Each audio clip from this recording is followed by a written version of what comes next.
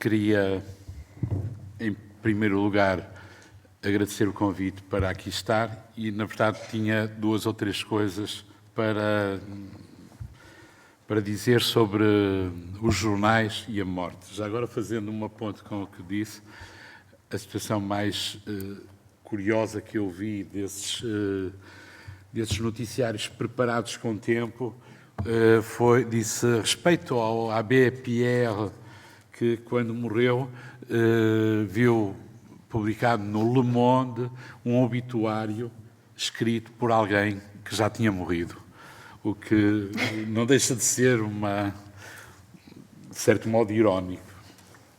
Bom, todos os dias a morte está presente nos jornais e frequentemente nas primeiras páginas. Na quarta-feira passada, ela lá estava, fazendo a manchete de 2 jornais portugueses. Eram mortes diferentes, cada uma apelando a um género específico de leitor. Médica portuguesa degolada na Alemanha, dizia o título de um dos jornais, e talvez não nos enganemos se imaginarmos qual é.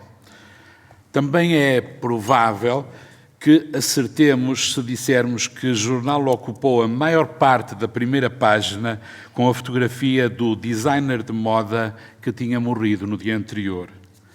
Mesmo que não se acerte, sabemos bem que há uma fronteira entre modelos de manchetes, como a do Correio da Manhã, que evoca uma morte violenta de alguém de quem nunca antes se tinha ouvido falar, e como a do Público, com a morte de um famoso, seja neste caso costureiro, seja noutros casos um cozinheiro. E sabemos também que no caso da imprensa portuguesa, a morte de um conhecido pode conviver com a morte trágica de um desconhecido, como sucedeu na primeira página do Correio da Manhã, mas o famoso que morreu repele a desgraça de um anónimo, como se viu nas primeiras páginas, na primeira página do Público. Por curiosidade, fui hoje comprar os jornais cedo para ver que destaque é que o Público, em comparação com Karl Lagerfeld, dava à morte de um dos mais importantes pianistas portugueses do século XX, e a comparação é muito eloquente.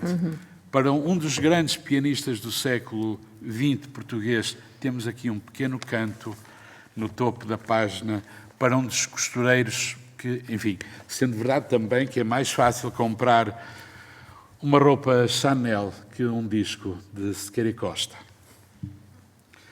As mortes violentas e macabras nas primeiras páginas têm cultores assíduos na América Latina. É possível vermos 2 páginas que são uma constante em 2 jornais da América Latina, o panamiano El Siglo e o Hoy de Manágua, na Nicarágua. As manchetes são terríveis, mas têm o seu público. Para manter o tom, estes jornais têm sempre mais uma dose bastante significativa de mortes. Em contrapartida, os jornais de maior prestígio, como o argentino Clarín, podemos ir passando, por favor, o Libération, e já agora uma particularidade deste jornal francês é ocupar a quase totalidade da primeira página, ou a totalidade da primeira página, com os famosos de França e do mundo que morrem, é curioso que neste dia Karl Lagerfeld tem menos espaço do que ocupa no jornal público. Mas podemos ver outros, o Frankfurter Allgemeine Zeitung também dá destaque ao costureiro, o israelita Haaretz, o New York Times, portanto, a imprensa de referência, o Guardian, a imprensa de referência normalmente concede uma grande atenção às figuras da globalização, seja da moda, seja da cozinha, seja do espetáculo, seja das artes. E é curioso também que há, no caso dos jornais portugueses, uns jornais que correspondem àquilo que são e jornais que querem parecer algo mais do que aquilo que são e, portanto, para estar em linha com a imprensa internacional, são capazes de destacar aquilo que, de certo modo, é incompreensível que se destaque. O sinistro de proximidade contrastava então nesse dia com as referências ao glamour do costureiro da Casa Chanel que se encontravam em tantas primeiras páginas. Uma reflexão do filósofo Fernando Savater sobre a questão da morte, publicada em janeiro na coluna que semanalmente assina, na última página do jornal El País, oferece uma assinalável exceção ao modo habitual como a morte se apresenta na imprensa. Se no caso português os espaços fixos dedicados a obituários não são comuns, a morte abunda nas páginas em que se noticiam casos do dia. Acidentes, crimes, doenças invulgares de pessoas comuns ou vulgares de gente famosa são os motivos que mais frequentemente a convocam. Também há, é verdade, os anúncios da necronologia e muitos são os jornais cuja leitura começa justamente por essas páginas. E há ainda uma espécie de mundo paralelo de certas revistas que, apesar de serem consideradas cor-de-rosa, exploram até ao negrume mais sórdido a morte de figuras públicas ou dos que, pelas circunstâncias em que as mortes ocorreram, são episodicamente merecedores da atenção generalizada. Intitulado O Encontro, o texto de Fernando Savater convoca um conto sufi. Um criado do sultão de Bagdade vê a morte no mercado. O gesto estranho que ela lhe faz assusta-o. Quer escapar-lhe.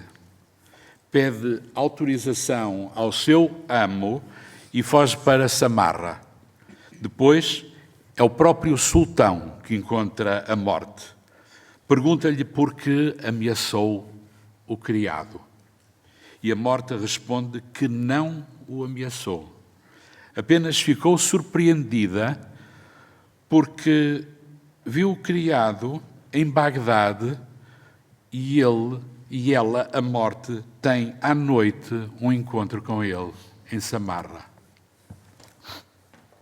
A história foi recordada por Fernando Savater a propósito da viagem a Paris de Luís Miguel Fontane Breia e Laura Sanz Nombela. Laura, diz Savater, era uma toledana, tinha 3 filhos e nunca tinha saído de Espanha. O seu marido, um romântico, preparou-lhe como presente de Ano Novo uma viagem surpresa a Paris.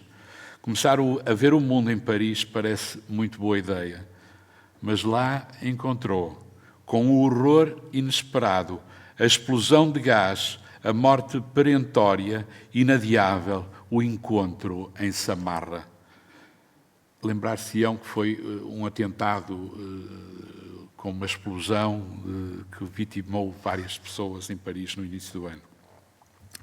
Agora, prossegue Fernando Savater, penso na angústia desse homem apaixonado, culpando-se sem culpa pelo que aconteceu.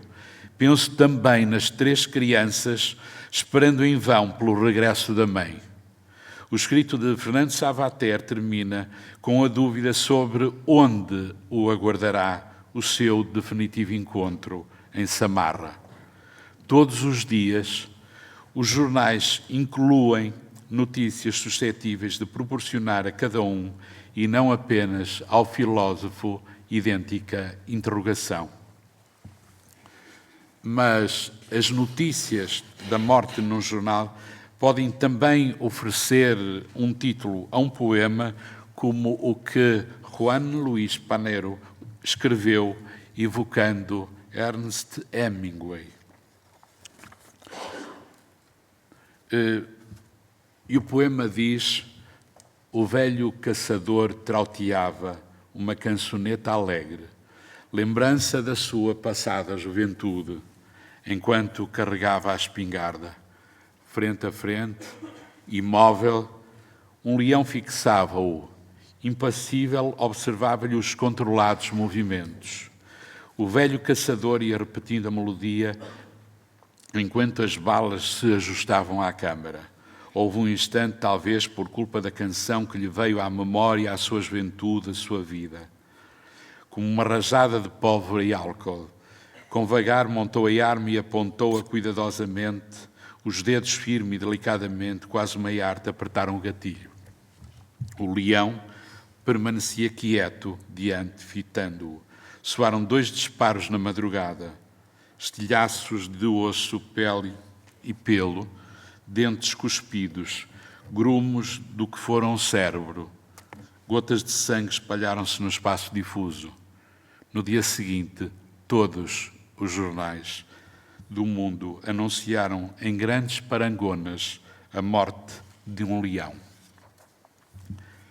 A literatura inclui, aliás, diversas referências à morte e, para terminar, lerei 2 textos de 2 poetas, de 2 grandes poetas portugueses que eram também jornalistas. O primeiro é Manuel António Pina, que faz uma colagem com textos publicados no jornal no dia 4 de julho de 1965.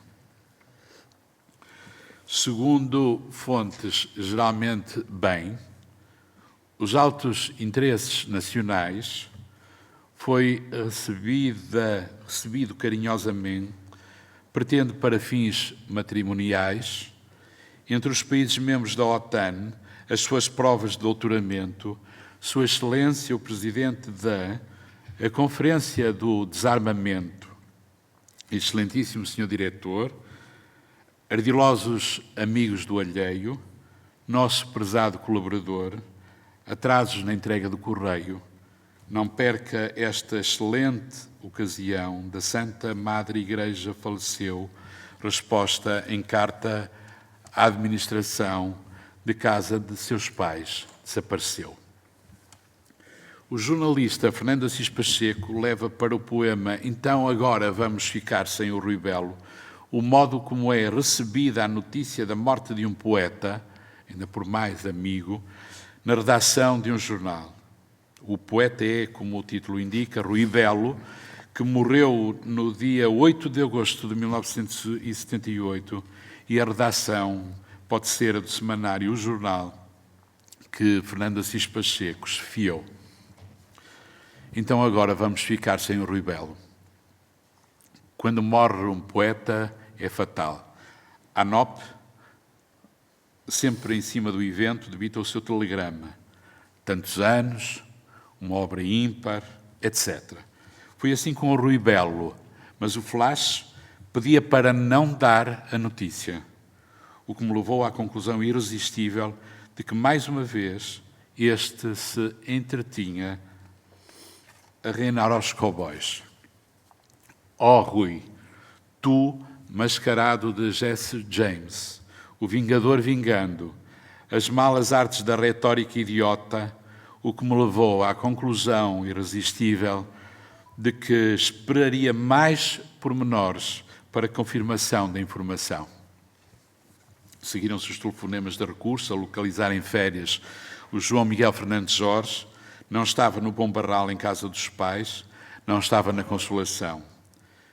Lisboa, ele próprio, João, atende e diz que o Rui Belo foi-se em que a luz, de não entendo o quê, asma ou parecido, ao problema do funeral, quando, mas certamente para a aldeia, João, e ele responde baixo, sozinho, tinha vindo tratar de uns papéis. A porra da triste, da caca da vida, que levamos sacudidas sobre os ombros, passa esse dia do telegrama da ANOP, os jornais, afinal, noticiam. Redijo 70 linhas que acompanho com uma chamada de primeira página em positivo sobre a rede, pensando muito na hipótese de um dia um colega meu sacar da máquina um telex ou ouvir ao bigofone: olha, o gajo machou, dá lá recados. E o chefe, o meu sucessor na carteira, breve, a 2 colunas com foto, havendo, apesar de tudo, um certo cuidado porque era da Malta. E tu, que eras da Malta, não tive cuidado nenhum. Foi um coiro, devia esmerar-me, devia mesmo esmerar-me. Então agora vamos ficar sem o Rui Belo. Era isto.